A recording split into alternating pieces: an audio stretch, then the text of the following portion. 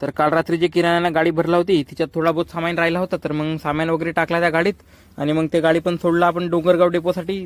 गंजा पण गेले त्या गाडीत, किराणा तर होताच आणि गंजा पण गेले. मग थोडा बहुत सामान राहिला होता, म्हणजे स्वीट वगैरे राहिली होती, तर मग हे स्वीट भरला डब्यात ट्रान्सफर मारला हिला. आपल्या गाडीत थोडा बहुत भाजीपाला पण होता आणि मग ते पण गाडी सोडला. तर नमस्कार मित्रांनो, मी तुमचा मित्र असेल पुन्हा स्वागत करते का नाही ब्लॉगमध्ये. तर मला पण जाणे होता, मग मला टू व्हीलर वगैरे नेणे होता, तर मग गाडीत पेट्रोल वगैरे टाकला, कारण की दूर जाणे तर आपल्याला. मग गाडीत पेट्रोल वगैरे टाकलं, मग सोबतच निघालो मी डोंगरगाव डेपोसाठी. मग ऑर्डर साईडवर येऊन पाहत होतं, इकडं याने सामान वगैरे काढला, सोबतच गाडी वगैरे खाली केला. हे आईची मस्ती बघा बा, झाडावर चढून राहिल्या, मोवाच्या झाडावर कोटच्या मोवा असते तर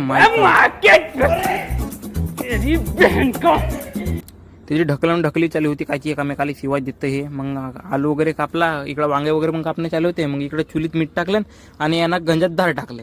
मग इकडं भात वगैरे मांडला, भात तर लवकर मांडून गेला आम्ही. आणि मग वांग्याची भाजी होती बिलकुल कडकमध्ये. याची रील आले आपल्या चॅनलवर तर नक्की बघा मित्रांनो. आणि मग दाढीला तडका लावला कडकवाला बिलकुल.